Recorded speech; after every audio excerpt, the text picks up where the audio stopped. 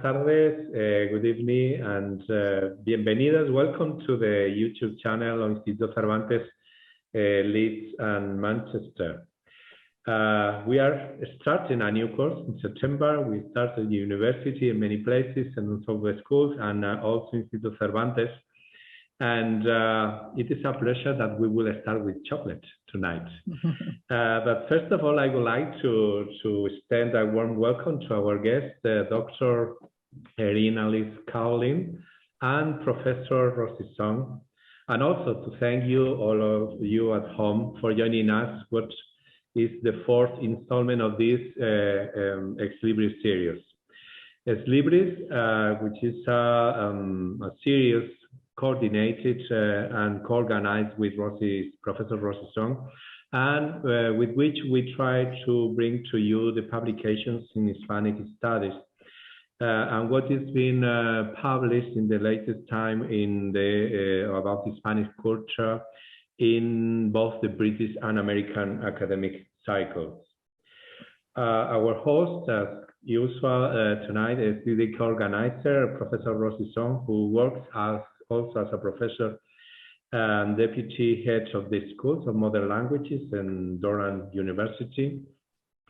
Professor Rosi has published many works and on contemporary Spanish culture, film, and literature. And some of her publications include Lost in Transition, Constructing Memory in Contemporary Spain, A Taste of Barcelona, The History of Catalan Cooking and Eating, and as co-author, a book that we also launched in Instituto Cervantes last year in Manchester. Also, Traces of Contamination, Unearthing the Francoist Legacy in Contemporary Spanish Discourse, and Towards a Cultural Archive, La Movida, as co-editor. Furthermore, Professor Rosi's articles have appeared in the Journal of Hispanic Cultural Studies, Revista de Estudios Hispánicos, Romance Notes, Hispamérica, and Hispania, among others. Our second guest tonight is Dr. Erin A. Cowling, who is Assistant Professor of Hispanics in the Department of Humanities in McEwan University. Previously, she has been working as an assistant professor of early modern Hispanic at Hampden Sydney College, Virginia, and also as a visitor professor of Hispanic in Gringo College in Iowa. Her research field focuses on the transatlantic colonial period, and in particular, how women, indigenous peoples, and other characters are portrayed in Hispanic Golden Age theater. Welcome. So today, our discussion will be focused on the launch of the book from Erin A. Cowling, Chocolate, How a New World Commodity Conquered Hispanic Literature. The book has been published by Toronto University Press in 2020 and has already been widely acclaimed by critics and academics alike. This book takes us on a fascinating journey through the history and cultural evolution of chocolate, from its religious and medical origins in Latin America up to a symbol of social status during the colonial period. The book tracks how chocolate became the first fully transatlantic food, doing so by considering chocolate as an object of collective memory, bringing the transatlantic gap of the early modern period together. So thank you to you, thank you to our audience. As usual, we will have like 10-15 minutes for questions and answers. You are very welcome to put your questions in our chat box, and Professor Rosi will put to our guest, Erin Cowling. So, but before I give the floor to Professor Rosi, I would like to remind you that the next talk, the next event in this series of Ex Libris will be on the 11th of October at 18 hours local time in the United Kingdom. And the book which will be presented is Staging Habla de Negros, Radical Performances at the African Diaspora in Early Modern Spain. And it's a book which has been, whose author is Professor Nick Jones, who is at the moment from the University of Yale. So buenas noches, and without further ado, sin nada más, le paso la palabra a Rosi. Muchas gracias. Thank you. Thank you so much, Pedro Sergio. Thank you so much, Erin, for joining us today, this afternoon. Actually, it's earlier for you. You're joining from Canada. Thank you so much. Thank you for agreeing to come to Ex Libris to talk about your wonderful book. It's a delicious reading, I have to say. I got very inspired to eat while reading this book. So I wanted to invite you to tell us a little bit more about this project. One of the things that you say at the beginning of this book is that you are choosing a topic that you'll be working for a long time. And I believe that chocolate was one of the topics of your dissertation as well. So I wanted to start asking you what's behind this project, and also if it was a difficult decision to choose this topic, or the topic of your work. Well, first, I just want to say thank you to the Instituto Cervantes of Manchester Leeds, Pedro Eusebio, for that lovely welcome, and to Rosi Song and the Durham University for organizing and inviting me. It's really an honor to be here. I think choosing chocolate is never difficult for me. I'll start with that. So, you know, it was a funny thing. The dissertation was actually on early modern theater, which is my main focus of my research, as Pedro mentioned in the introduction. And I worked on how Indigenous characters and the Americas were portrayed in Spanish theater of the early modern period in Spain. And I did find a mention of chocolate in one of the plays, Santa Rosa del Peru, which was a play written to honor the first saint beatified in the Americas, Santa Rosa of Lima. And that was written by Pedro Agustín y Laredo. And it was just interesting to find this mention. And when I was writing the dissertation, I sort of broke it into 3 pieces. And one of the main pieces was on women and how women were portrayed in the Americas, both Spanish women who went over and the Indigenous women who were there. And this play kind of didn't quite fit with that. And so it was mentioned in the dissertation, but we sort of just put it to the side. I had written a portion of that chapter on this play because I was fascinated by the play. But in the end, it ends up being about a paragraph in the thesis.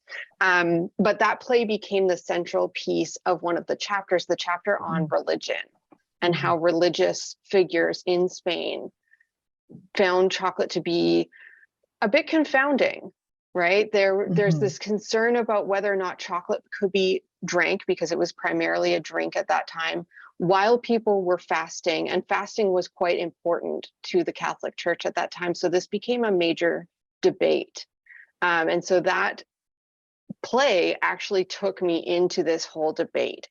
And that's where the book sort of started from. I presented on that particular play and that work at the MLA in 2015. And I was actually approached by a press to ask if this was something that was part of a larger project. And although I hadn't thought all of it through, that sort of sparked my journey deeper into chocolate in this period. Yeah, and definitely you do not lack any material, I mean, for the work, because you did go and find so many mentions, right? And you're able to thread this narrative around chocolate. And I think that part of the originality of the work, I think, is the connection that you reveal between chocolate and the written word, right? So it's not so much about eating it or the food practices, but how actually chocolate is narrated, right? And I was wondering, how did you decide to concentrate on that relationship between chocolate and the written word? Why was it so compelling to examine that relationship? So for me, the written word is our sort of way into the past, right? I originally started when I was, an undergraduate as a history and Spanish combined major, and history has always fascinated me just as much as Spanish literature has. And this was an excellent way for me to sort of combine those two loves, going into the archives, the Archivo de Indias in Sevilla, some of the archives in Madrid and Toledo, and finding these legal, religious, and historical documentations of chocolate and how it became a part of Spanish society.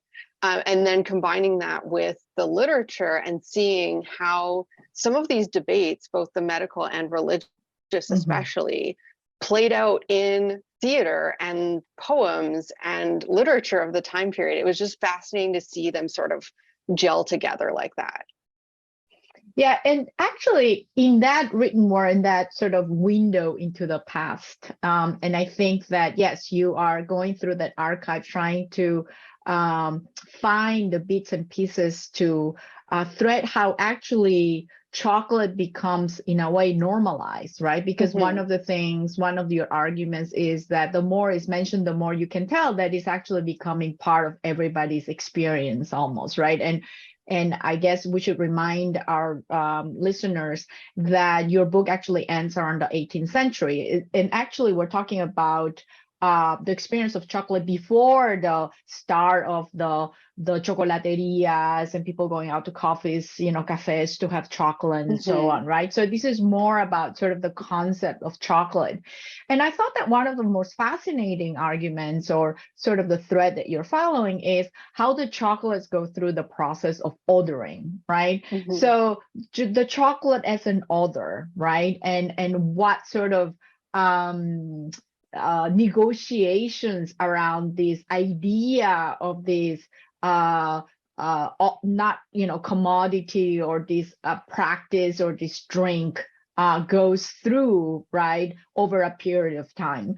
So can you tell us a little bit more about what you think, how you use that concept of odor, and what goes in the process of odoring chocolate for you? Yeah, that's a really interesting question. I think it's one of those things that has so many different components. We see it start sort of in the early 1600s. There's a dialogue, which we only have a copy of in French now, but was originally written in Spanish. That's supposed to be between a doctor and an indigenous person and a bourgeois, right? And the idea is that, in fact, here, the indigenous person is the one who's saying, oh, that's dangerous, right? And getting into chocolate, you're going to have to talk to the indigenous women. And of course, this is written from the Spanish perspective, right? This was not actually written from the indigenous perspective. But the indigenous women are very dangerous because they know a lot of things. They could, put a spell on you through this chocolate. And so chocolate becomes tied to magic very early on. And I think that tie to magic and that tie to women who are able to perform magic makes it this sort of very dangerous, potentially scary thing.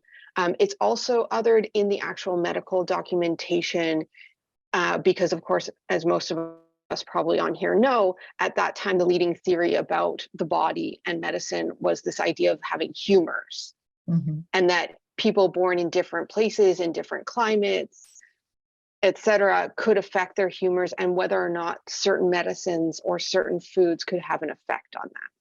And chocolate, because it is from a tropical area, is seen as something that could be dangerous for the European humors, that people in Europe could not be able to digest it properly, that it could affect things like their urination, pregnancy, all these things that today we would laugh at, right? Because we all, all over the world probably eat chocolate to some degree, and nobody seems to have any of these problems, but it was a major concern at that time. So that's another aspect of that. Then, of course, with the religious debates, the church sees it as sort of this evil, this thing from a place that didn't know God. And so therefore, we maybe have to be careful with it. They hear stories of indigenous people who will drink a cup of chocolate in the morning and be able to work all day without stopping. And so that might sound great for somebody who's fasting, but in fact, for the church, it was very dangerous because the point of fasting is to not have that much energy. It's to be quiet and contemplative and think about God, right? You don't want somebody being able to drink something like that and then run around and do, their work for the day. The whole point of fasting is to have that quiet time. So there's various aspects, and it kind of, becomes popular at first with the nobility, in part because I think of its exoticness, right? It was something new and different. It was expensive for a very long time. It was difficult to get because, of course, everything had to go on ships. Ships often sank or lost cargo during storms. There's several legal documents I talk about where, a captain says, oh, I lost, half the chocolate shipment, and so I can only give it to this person. And there's a fight over who gets the shipment of chocolate in the end. So it's exotic, it's rare at that point. And so I think it becomes sort of this exciting thing for the nobility. And as I talk about through the book, towards the 18th century, we see that more and more people and servants even have access to it, are imbibing in it. And so it becomes more commonplace as time goes on. Right. So then part of the conclusion perhaps is that it becomes part of everyday life, right? So in this reading that you do of chocolate, I think that chocolate acquires many meanings, right? So you already talked a little bit about that, from commodity to status to symbol to, a thread and so on.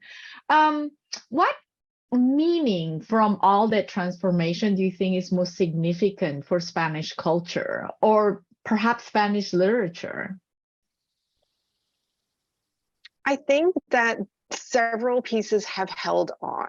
I think the chocolate as something magical, something curative, has held on. We have later on, we have works of literature like Como Chocolate para Agua, that is eventually, everybody knows, probably the movie, that maintains sort of that idea of it being magical, a love potion, right? Something that on both sides, right? We can use it as a love potion to capture somebody. We also still think of it as sort of this, not a cure for a broken heart, but something that people turn to when they, want comfort in some way. So I think that's held on universally almost, but it does show up in later Spanish literature. I talk in the epilogue actually about a play that I was able to see in 2000, I believe it's 2018, called Mestiza, that is by a current playwright. She's still working, Julieta Soraya. She had some really interesting stuff at the Festival Internacional in Almagro this summer.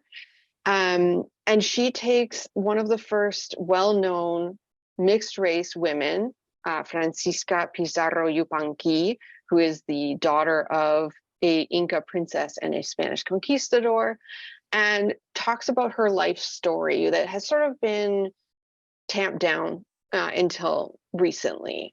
And one of the things she uses as sort of a memory device, which ties back to sort of how I discuss chocolate in that intro to the book, to talk about her childhood. She was given as a gift these chocolate beans, and she sniffs them, and they sort of bring back this flood of memories, right? That, I think we've all had that experience where you smell something and you're reminded of a time and place or a situation.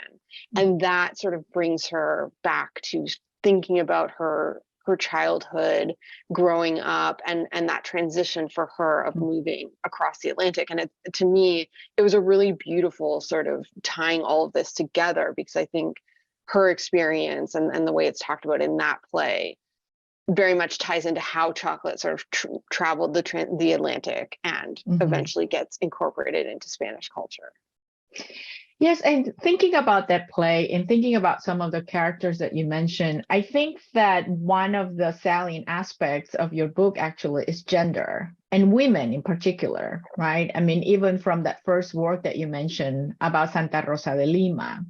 Yet you don't actually have a separate chapter on gender and chocolate. Is there a reason for that? And also, perhaps not to ask you that precise question, but I was thinking if you could elaborate more about sort of this relationship between gender, women, and chocolate, and what are some of the most salient aspects of that relationship or that connection? They said, has it changed? Is it possible it still retains some of the perhaps more negative or, sort of threatening connotations? Because I know that some of the discussion about the literary references of chocolate and women has to do with witchcraft. Mm-hmm. As you already said, yeah. Yeah, that is one that kind of travels both from the New World into Spain, right? Like I talked about, that there's that idea sort of when people first start writing about chocolate in Spain, that even the indigenous people recognize that the women are using this potentially in a nefarious way.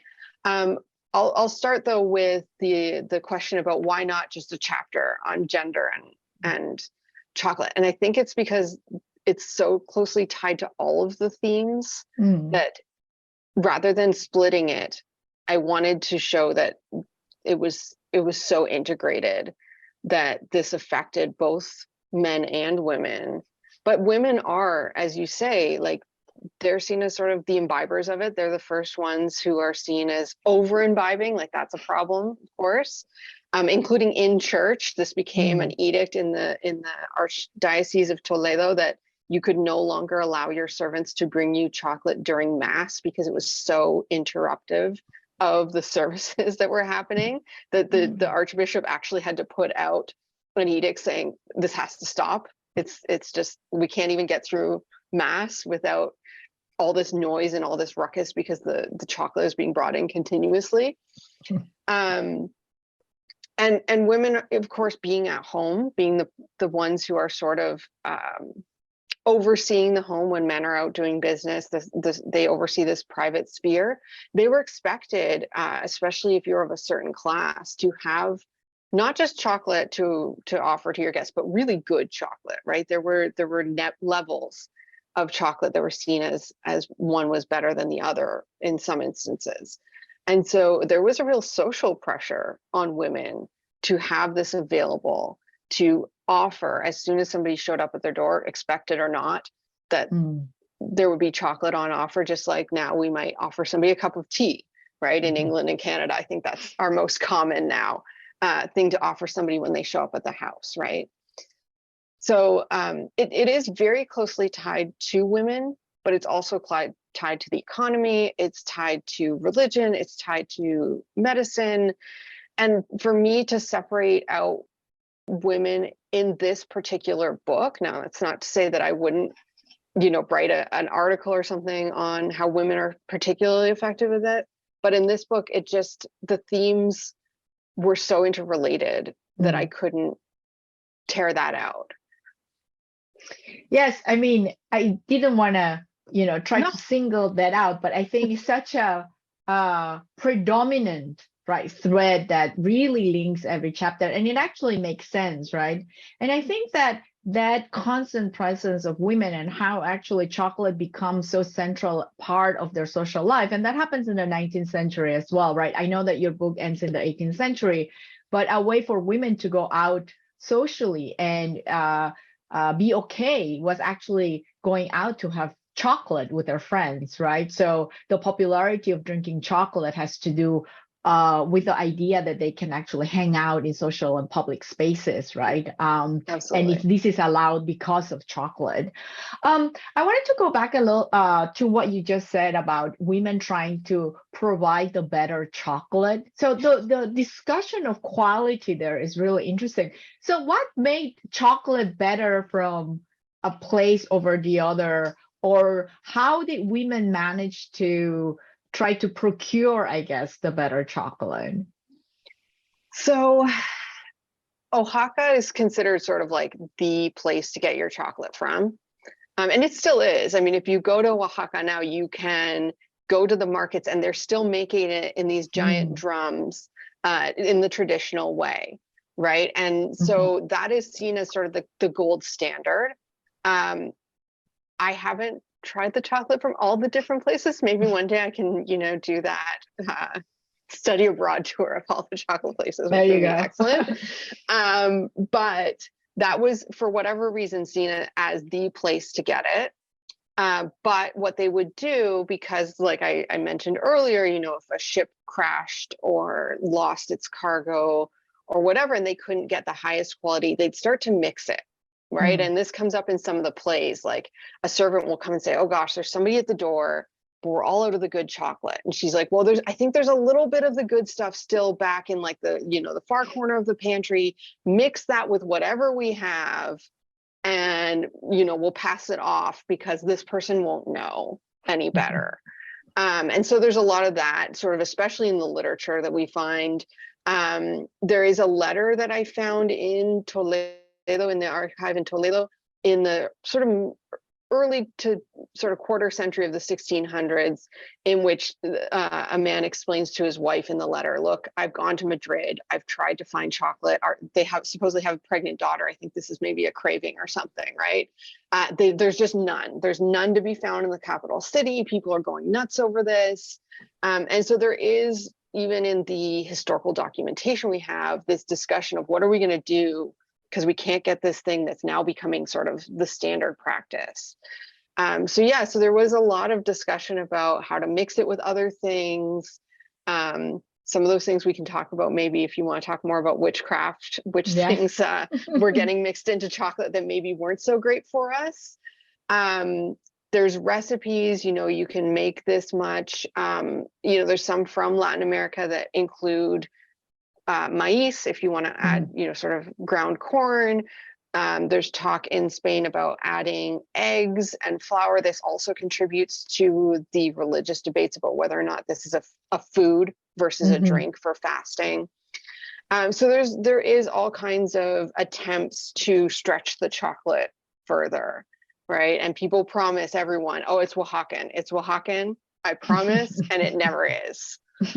That's really funny. Also, you mentioned, for example, that they mix in Mexico chocolate with achiote, right, to give it sort of that blood color, to actually use it in witchcraft. So tell us something about witchcraft that you found during your research. So the story that maybe most people have some background to is our last Habsburg king, Carlos, who was called El Hechizado, or the Cursed One. And the story was that his mother, who was his regent, because his father died when he was still quite young, wanted to sort of maintain her power over him beyond his 18th birthday. And so the idea is that because he loved chocolate so much, and this is a well-known fact, it's in the registers of the church, or the palace, that like how much chocolate they were buying on a weekly basis to satiate his cravings, and this became like a financial difficulty. So supposedly his mother mixed the brains of a dead man into his chocolate to make him not so bright. We now know that there are lots of other reasons that was probably the case. But this was the story, was that she cursed him and she poisoned him, and it didn't kill him, but it sort of kept him from being able to continue on his lineage and not be the brightest king in the bunch, right? So that's one story that is fairly well known. There's also a anonymous book called El Gran Sermón, we know it was by a Sephardic Jew who was exiled to the Netherlands, I believe.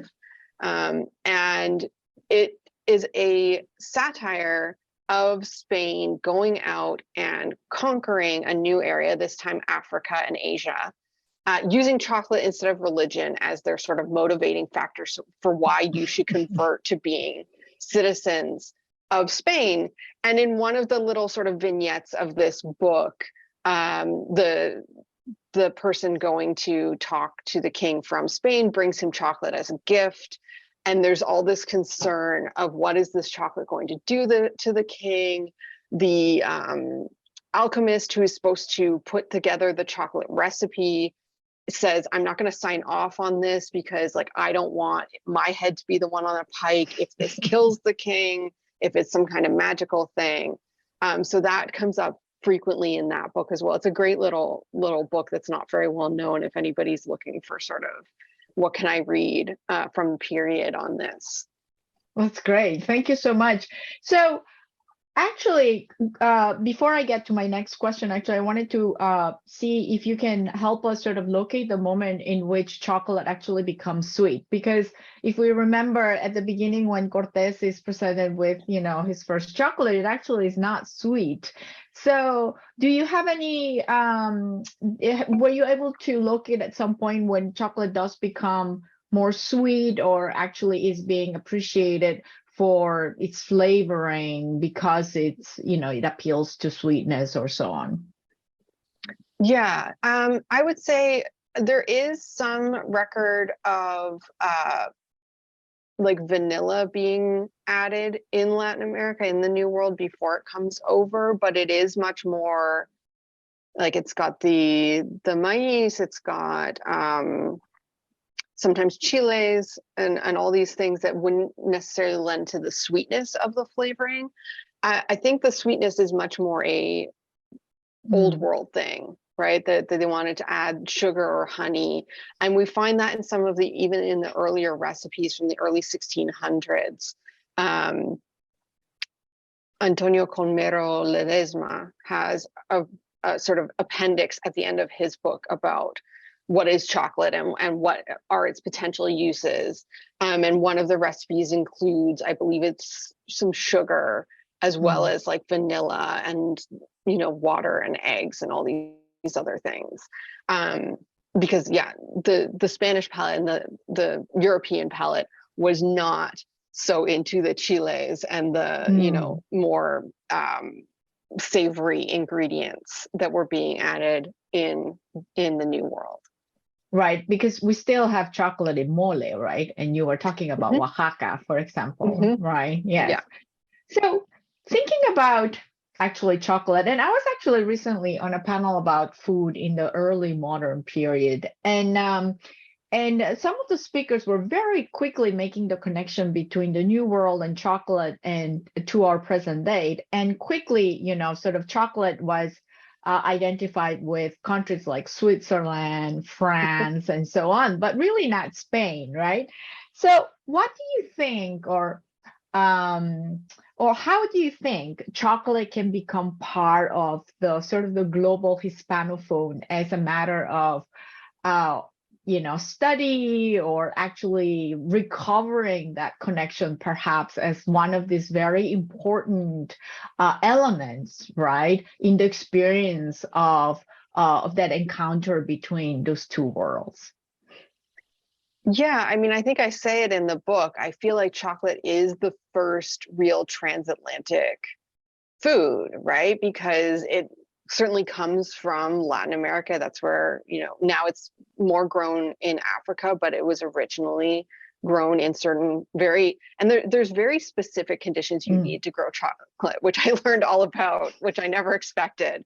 Reading this book, I learned, all these things about cultivating chocolate and the geography that you need to do so. And so it really can't be grown in very many other areas. And so it really is that first food grown there, brought over by Spaniards, right? And that's the first people who bring it over and present it.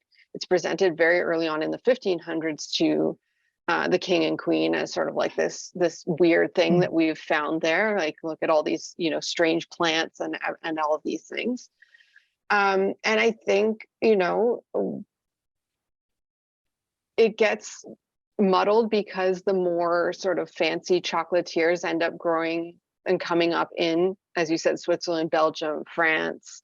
There is actually, I think I mentioned this in the book, there are records in the Archivo de Indias about, all these French boats are now bringing chocolate to Spain and trying to sneak it in without paying the importation taxes, and we need to crack down on this. And so I think maybe that started it, because if they couldn't sell it to Spaniards, then they took it back to France or wherever, and just started selling it there. But really it is in Spain where it first starts. It's where it's first talked about in the literature.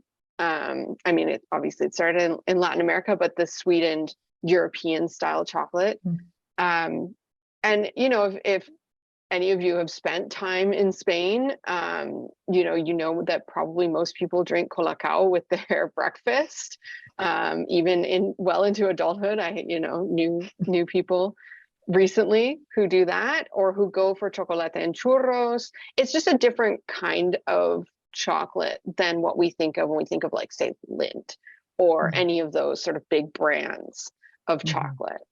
So yeah, I think, my book is a first start. I would love to see people talking more about how chocolate was originally this sort of transatlantic product out of Latin America and Spain. Yes, so I think it is actually a very good start. So speaking a little bit in your research that you were just mentioning that you never imagined learning so much about chocolate. So has your palate change? I mean, have you discovered your preferences in terms of where you like your cocoa beans to come from, or the type of chocolate that you like? I have to say I'm very guarra with my chocolate. Like, I'll eat Hershey's Kisses. I'll eat, anything. When I was writing the book, we talked about this right before we started, like, I would be writing and I'd be like, oh, I just have such a craving for chocolate. And it never went away. Like, and I would just go down to the vending machine and just buy whatever was there, because I just was like, I have to eat this. So, but, one of the things that was discovered in this sort of chocolate making world as I was writing this book was this new ruby chocolate, which has sort of a pinkish, reddish tinge to it.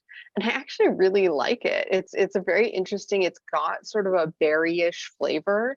But it had, I think it was 2018, they sort of first started making actual chocolate, like we think of chocolate bars or whatever, out of this newly discovered version of chocolate.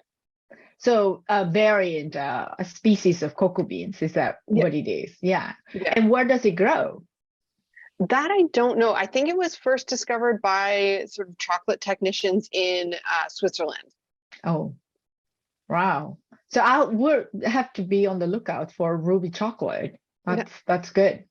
So while I prepared the audience to start thinking about their questions, please use the chat box to write your questions, and I'll read them to Erin. So as they get around to putting our questions to you, I wanted to finish our conversation with one last question. And this is, having finished this project, right? So what would you recommend other scholars to think about if they're interested in learning about chocolate? You already mentioned some of those ideas. Or having finished this product, are you interested in following the traces of other commodities or other forms of exchange between the New World and the Old World? So some references, if anybody's interested, there's a great book on everything chocolate history called The True History of Chocolate by a couple named, their last name is Coe, C-O-E. So it's Coe and Co. Wrote that, The True History of Chocolate. There's also a book called Sacred Gifts and Profane, now I'm blanking, by Marcy Norton. Sacred Gifts and Profane Pleasures or something like that. And it's on chocolate and tobacco. And tobacco is a really interesting one. I have a friend, Antonio Guijardo, who works on tobacco and how it shows up around the same time period. And they sort of diverge. They start out as both kind of these scary, exotic, potentially bad for you products. Chocolate eventually goes sort of the medicinal route for a while, but also is just enjoyed. Tobacco, of course, still has a bad rap, and for obvious reasons. But even in the sort of 17th and 18th century is seen as sort of this, that's not a great habit, right? It's a lot of the plays, especially, talk about women who reject suitors because they've picked up the bad habits of drinking chocolate and smoking tobacco. Right. And the chocolate one eventually subsides, but the tobacco one is still sort of seen as a bad habit throughout. So that's a really interesting commodity if anybody's looking for something like that to work on. I've worked on it a little bit. I mention it very briefly in the book, because at the beginning, like I said, they're so tied together. I'm actually starting a new project completely diverging from this with my colleague at Ohio Wesleyan, Glenda Nieto Cuevas. We're co-working on a project that looks at current representations in North America of early modern Spanish plays. So that's sort of our new focus. And that's where my attention will be for a while, but that doesn't mean that I won't come back to chocolate, because I will always come back to chocolate. Thank you. I don't know if we have any questions in the chat box. I think people are being a little bit shy, so I'll continue to ask some questions. I don't know if there anybody in our audience that also you're welcome to unmute yourself if you want to actually ask your questions. I'm just monitoring a little bit, but if there's nothing on the chat box, I'm happy to keep on asking questions, actually. So I'm going to give a couple of, So let's just give some minutes to our audience. I thought that one of the interesting parts of your book, as you actually trace the use of chocolate through the written word, there is this process of normalization on the one hand, right? So you are able to read this practice as something that is becoming part of the everyday life, everybody's experience. As you say, even servants at some point are imbibing, chocolate and so on.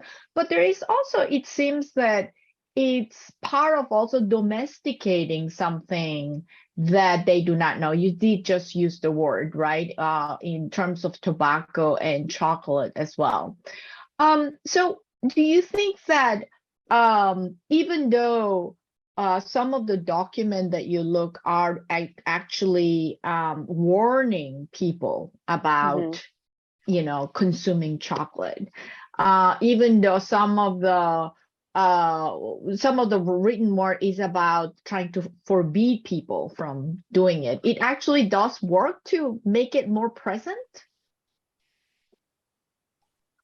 Yes. I mean, I think the warnings, whenever we're told not to do something, we're like, well, now I want to do it more, right? Yes. And so we see that in other instances as well in Spain and other European countries. But when we see these sort of laws pop up, especially when we get the edict about the chocolate, often we see it repeated again and again and again. And so that tells us that people are probably still breaking the rules, right? And the fines start to get higher and the punishments start to get harsher. And so you think like, oh, well, clearly, this is actually not effective. It's actually probably making people want to try it more, right? Yes. We have a few more questions now. People were very busy typing, I guess. Okay. So Blanca Garcia Puente asks, could you describe what chocolate tasted like in the 18th, 19th century, 18th, 19th centuries? Did it resemble anything we eat now? That's a good question. It's hard to say exactly what it tasted like, because obviously, commodities change over time. So the chocolate itself may have some slight differences, but I'm trying to find real quickly the recipe actually that I have at the end of the book. But there's sugar in it. There is usually eggs instead of milk to make it thicker. Here we go. I'll just read the recipe. For every 100 cacao beans, mix in 2 chiles of the ones that I've mentioned. The large named I apologize for anyone who speaks Nahuatl, chilpatlagua. And in place of those from the Indies, procure the widest and least spicy peppers of Spain, of course.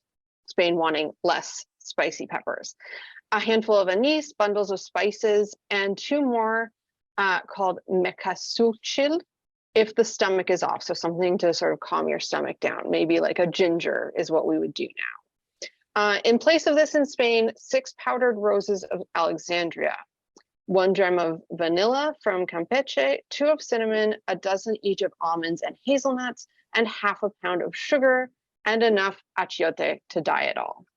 So that was sort of his early ingredients list. So we can just only imagine, right? Yeah. But probably slightly different than what we're accustomed to right now. The chiles, for sure. Yeah, but we would put in a chocolate bar almonds or hazelnuts or something like that. Yes. But usually not, you don't see milk chocolate. That's the one thing that I'll say is very different, right? Okay. It's water and maybe eggs or something like that to make it a little bit thicker.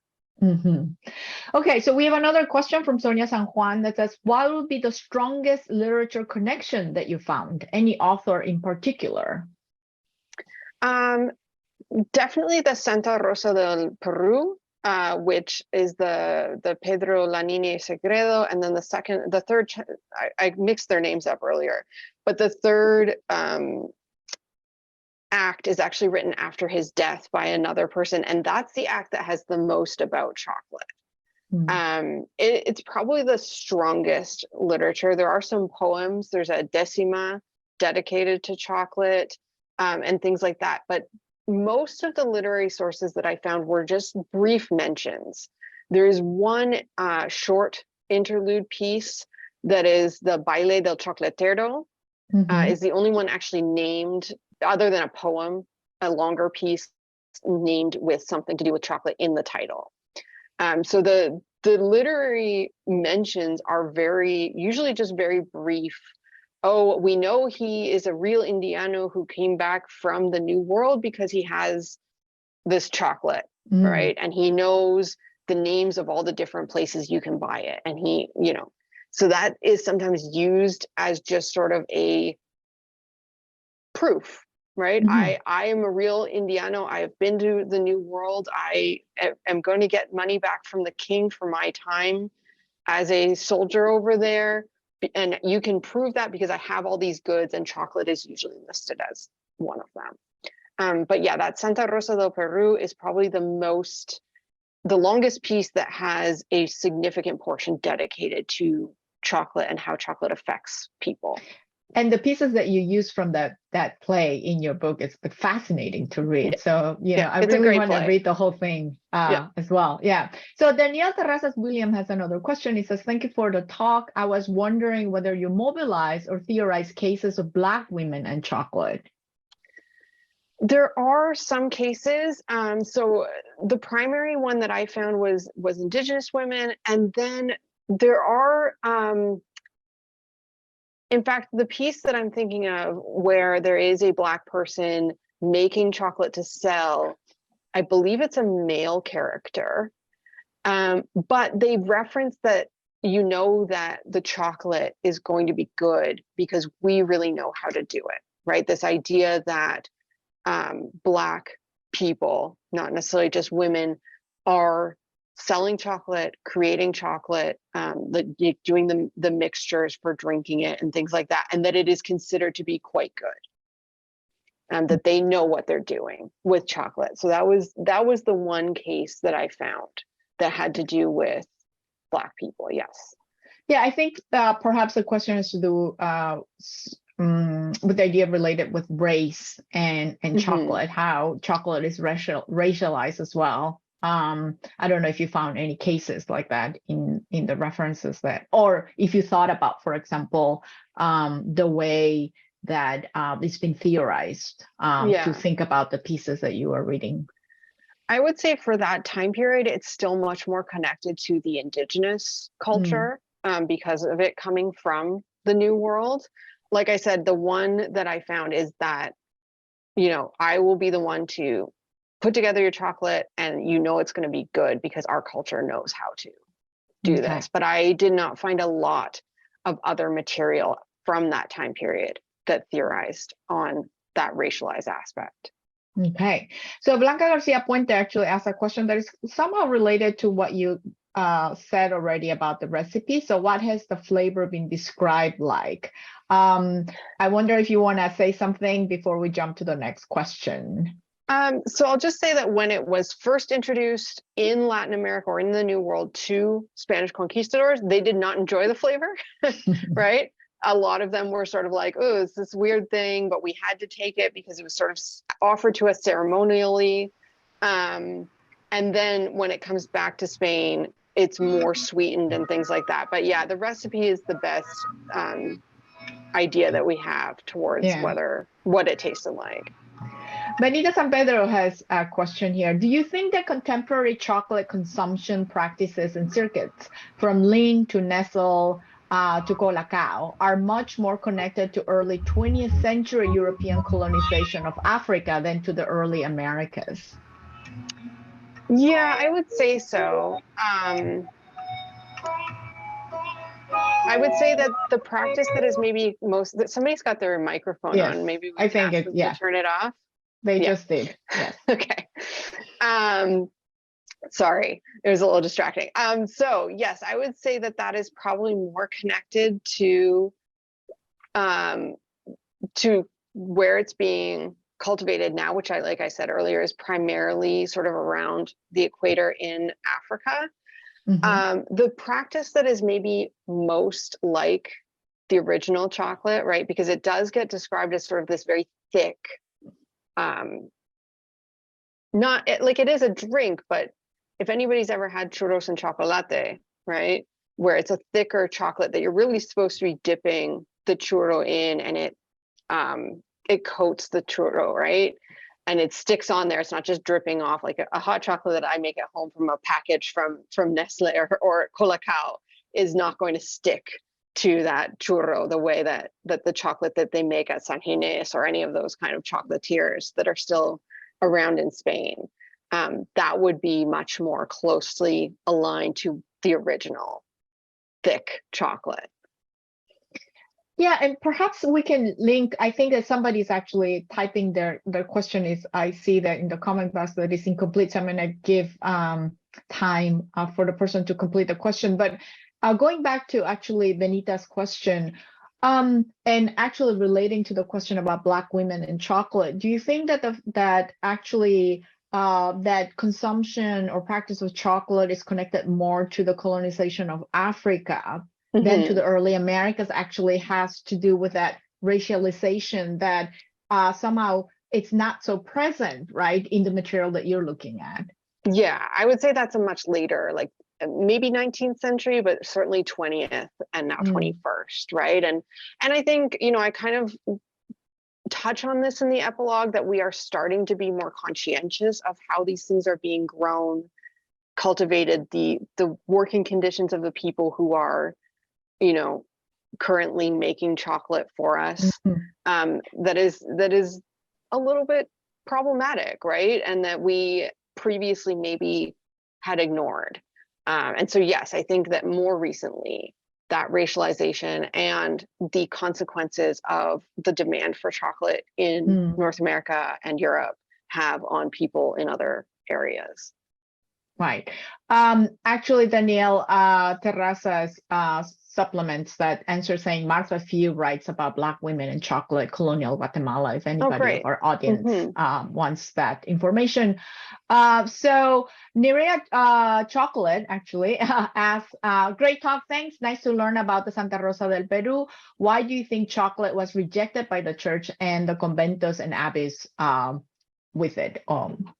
Yeah, I think that's what it. Yeah. So there is, like I said, there is this religious debate. Is it okay to drink during the fast? For a lot of the church, no, it is not, because it's giving you too much energy. And then there's this added layer of it also just becomes a disturbance, right? That women were sending their servants out to go get them another chocolate so they could sit through a 2 or 3 hour mass. And it just becomes chaotic in the church. And so they just say like, okay. But that's sort of just the physical spaces of the church. There's also this idea that some people, you could drink wine, that was allowed, and water, but that chocolate was sort of this weird borderline food that you probably shouldn't drink during the fast. And I think that's the biggest rejection, is that maybe you can drink it on your own time, but if you're supposed to be in church, if you're supposed to be fasting and giving that time to God, that's not okay.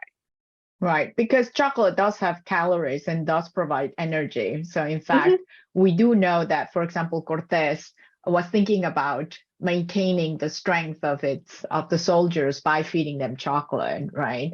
So Marcela Garces has this comment. Thank you for this dynamic presentation. This is a question for both Erin and Rosi. Why do you think so many people in our field of Hispanism are doing more work on the numerous aspects of food studies, including many new courses in English for undergraduates? Rosi, maybe that's more your, do you want to start and then I'll... You're the guest. Why don't you start, Erin? And then... I think it's just fascinating. Like we all are fascinated by food. We need food to live, but we also very few of us, I think, just eat food as sustenance, right? We eat food for pleasure. We eat food to break bread with people, to share an experience with people. And so to me, that was the fascinating thing, is that all showed up in the literature, was this idea that you had to offer something to people when they came to your home, to be a good host. That people would go to people's houses for tertulias, and it was expected that you basically had a spread for them of anything they wanted. And so I think we're just like, yes, food, we need it, like we need it to live, but there are these fascinating aspects of it that are just for pleasure or just for that shared experience. And I think, to me, that was one of the best parts of learning that was a thing then just as much as it is now. Yes, I totally agree with you, Erin. And I think that in terms of teaching as well, I think that it really grabs the students to think about something that they're so familiar with, right? And to actually invite them to think about what they do or what they consume and actually think about where it comes from, right? I think it's really challenging for students, and it really grabs their attention. And I think that, again, I mean, what we eat is not only what we eat, right? It's not only sustenance. It's a lot about social connections, interactions. There's economy, there's tradition, there's memory. I mean, there's so many aspects that suddenly food becomes a medium, right? To talk a lot about ideas and how people change and history and so on. So I think that we're just using something that is really effective in terms of teaching and communicating and so on. So I do think that more and more colleagues will start incorporating food into their thinking, their teaching, their research, and so on. Don't you think? Absolutely. I totally agree. All right. Thank you so much, everyone. Thank you so much, Erin, for spending the hour with us on your busy schedule. I'm sure you're starting the semester. I know it's really hectic. Thank you so much for spending your time with us. Thank you so much, Pedro Eusebio and the Instituto Cervantes, for hosting us one more time. And thank you, everyone, for spending your afternoon with us. We hope to see you in about a month for another talk. Thank you. Thank you. Rosi. Thank you, Erin. It was wonderful talk. Thank you.